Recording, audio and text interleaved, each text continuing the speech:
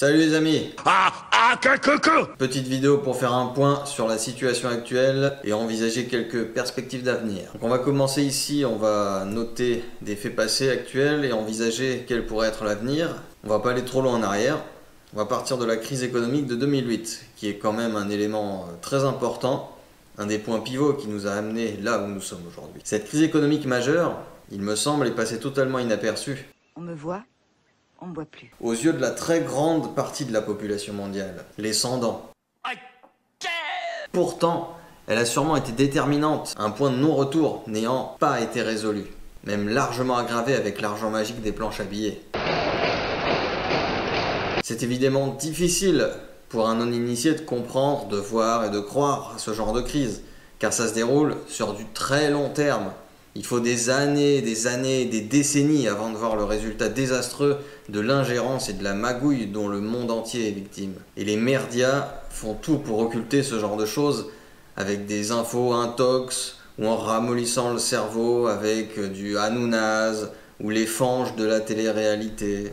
Malgré ça, ça peut se vérifier grâce à l'histoire, où chaque grande crise est calquée sensiblement sur les mêmes critères. Donc, suite à la crise de 2008, le monde a continué à rouler comme si de rien, en vivant sur toujours plus d'argent fictif créé par les banques. Et pour faire court, on va directement passer à presque aujourd'hui -1. Fin 2018, on a commencé à avoir de forts mouvements de contestation après l'élection du Führer, l'empereur, que dis-je, du Dieu tout-puissant. C'est le président de la République qui se prend pour un demi-dieu. Sac à merde premier. Ce ras-le-bol généralisé va toucher 95% des divers corps de métier. Presque toutes les classes se retrouvent dans la rue. Le corps hospitalier. Tiens donc, cela même qu'aujourd'hui on nous demande d'applaudir, alors qu'avant on les ignorait et on leur chiait allègrement dessus. Les pompiers, les avocats, les prolos évidemment, les artisans, les indépendants, routiers, taxis et bien d'autres encore. À l'exception de quelques baltringues et nasillons accros de la matraque. La répression acharnée n'a pas eu le dernier mot, malgré les morts et blessés graves, et a permis d'ouvrir les yeux, sauf aux éborgnés, à de plus en plus de citoyens. Aujourd'hui, le Covid-19, ou le Comic-19, parce que c'est une vaste blague ce truc, depuis décembre, où on a commencé à nous en parler, où c'était à l'autre bout du monde, chez les méchants chinois, on s'en battait royalement. On n'est rien à branler. On a même pu entendre, tant mieux, il y en aura moins de ces bols de riz. Putain de mongol de merde! Mais tout a très vite basculé en quelques jours. Quelques jours ont suffi pour disséminer le virus aux quatre coins du monde. Résultat, aujourd'hui, presque tous les pays sont touchés par cette peste du XXe siècle, ce fléau.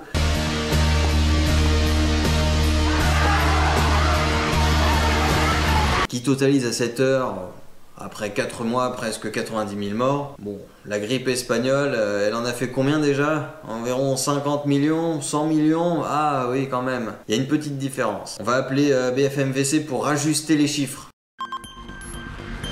Bonsoir, bienvenue sur BFMVC. Nouveau chiffre du nombre de décès du Covid-19, nous avons dépassé les 250 milliards de morts dans le monde, dont 490 milliards en France. Donc reprenons, aujourd'hui, confinement général, et qui semblerait va se prolonger encore pour un bon moment. A few moments later. Les conséquences, une grande partie des gens sont mis au chômage technique, avec 80% du salaire, il me semble. YOLO! Ouais, trop classe mec! On est en putain de vacances à rester chez nous à jouer à la console et à boire des bières frère! Et on est payé! Je suis sûr que plein de protoseurs pensent ça. Mais réfléchissons un peu plus. Qui paye les salaires? Les entreprises. Ces mêmes entreprises qui étaient déjà en difficulté avec toutes ces réformes antisociales et pro-oligarques. Que pensez-vous qu'il va se passer après? 1, puis 2, puis 3 mois sans aucun chiffre d'affaires, avec toujours des charges et des salaires à payer?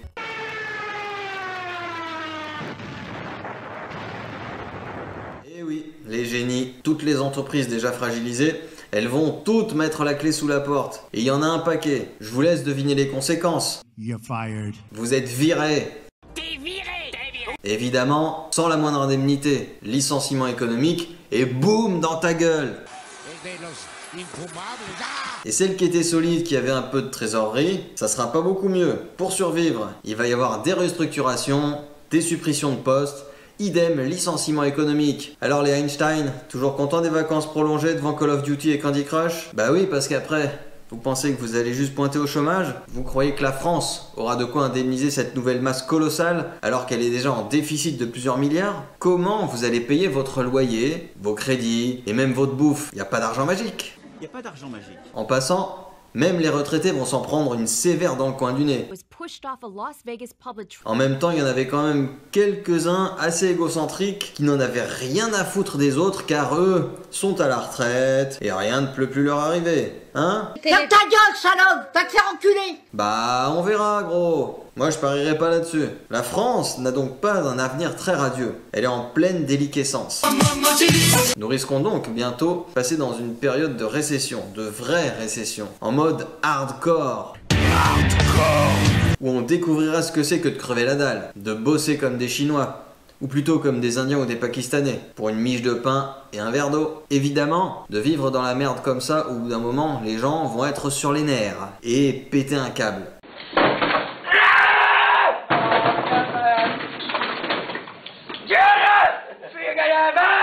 Et un rien suffira à déclencher des excès de violence, à radicaliser les idées.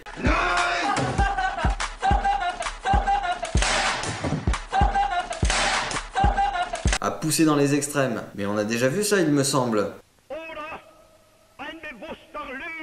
L'histoire qui se répète, crise de 29, guerre de 39, ça fait un bon proverbe ça. D'ailleurs c'est marrant, les guerres, c'est un des meilleurs moyens de relancer une économie. On force les gens à bosser, sinon on leur dit qu'ils vont crever, ils bossent presque gratos, d'ailleurs on les lobotomise pour leur faire comprendre qui est l'ennemi, les Allemands, les Arabes, et on les envoie au massacre sous la bannière de la liberté. Comme ça, il y a moins de monde en plus, ça régule naturellement la population, la classe, et là, à la fin, il y a plein de boulot, car tout est détruit. Ils sont vraiment forts, ces financiers du monde. N'est-ce pas la reine d'Angleterre? Hein, vieille morue. Mais en plus de tout ça, il nous arrive quelque chose de bien plus grave, qui a déjà un très gros impact et qui va s'intensifier. C'est le dérèglement climatique. Regardez aujourd'hui le temps qu'il fait, début avril. Actuellement, il fait plus de 25 degrés. Sérieux mec? Encore une fois, les gogoles de service disent « Oh, trop de la balle, on est en vacances, et en plus il fait trop beau. On se croirait dans le sud, frère. » Plus d'hiver, des étés caniculaires et secs, un besoin de plus en plus important d'eau pour les cultures, pour l'irrigation. Oui, l'eau. Et ce changement, c'est fait en peu de temps, quelques décennies ont suffi. Je vous laisse imaginer les climats dans les pays d'Afrique et d'Orient. Ils vont faire quoi quand tout ne sera plus que désert? Quand plus une goutte d'eau sortira de leur sol? Un exode massif. Des millions de réfugiés climatiques vont naturellement déferler au plus proche. Chez nous, l'eau deviendra plus précieux que l'or. Pour plus de détails, je vous invite à jeter un petit coup d'œil sur le lien dans la description. L'avenir de l'Europe occidentale n'est donc pas rose, ni en termes politiques. Je suis pour une presse libre, des élections régulières, l'égalité homme-femme. Je peux pas dire ça. Ni en termes économiques. Aujourd'hui, je vais vous parler de la prochaine crise financière mondiale. Elle pourrait éclater en 2020. 3 grosses puissances économiques dominent le monde. Les États-Unis, la Chine et l'Europe. Et si les 3 allaient mal en même temps? Déjà, du côté des pays émergents, pas mal d'entreprises sont surendettées et pourraient bien déstabiliser les marchés financiers. Pas cool. Aux États-Unis, ça va. Le plan de relance budgétaire booste la croissance. Sauf que... Comment ça, on a moins de sous dans notre caisse? Et oui, le déficit budgétaire américain est à son plus haut niveau depuis 2012. Cette politique est donc condamnée à s'essouffler. Et l'économie américaine avec. En plus, les États-Unis sont en guerre commerciale avec la Chine, l'Europe, le Mexique et le Canada. Les Américains sont devenus très protectionnistes. America first. Et hop, je taxe l'acier et l'aluminium. Et hop, je taxe les machines à laver et les panneaux solaires chinois. Mais si les autres pays rendent l'appareil aux Américains, il n'y aura plus d'échanges. L'économie risque de ralentir dans le monde entier. D'ailleurs, la Chine souffre de la guerre commerciale. Sa croissance est au plus bas depuis 9 ans. Ses investissements dans l'industrie ne sont plus aussi rentables, sa main-d'œuvre coûte plus cher et sa population vieillit. L'Europe, ça va pas mieux. La production industrielle s'est effondrée en Allemagne, en Italie et en Espagne. Le Brexit rend l'avenir incertain. La montée du populisme inquiète aussi. En Italie, les dirigeants risquent de creuser le déficit, alors que le pays est déjà le deuxième le plus endetté d'Europe, après la Grèce. Avec ces partis populistes, ce sera dur de riposter à l'échelle européenne en cas de nouvelle crise. De toute façon, les pays du monde ont moins de marge de manœuvre, parce qu'ils se sont déjà endettés pour contrer la crise de 2008. Mais Nouriel Roubini, alias Docteur Catastrophe, espère se tromper. Il pensait que la Grèce, l'Italie et la Finlande allaient sortir de la zone euro. Mais ça n'est pas arrivé. Enfin, pas encore. Ni en termes sociaux. Il y a des solutions pour au moins sauver les meubles, sur du court terme, comme l'expatriation.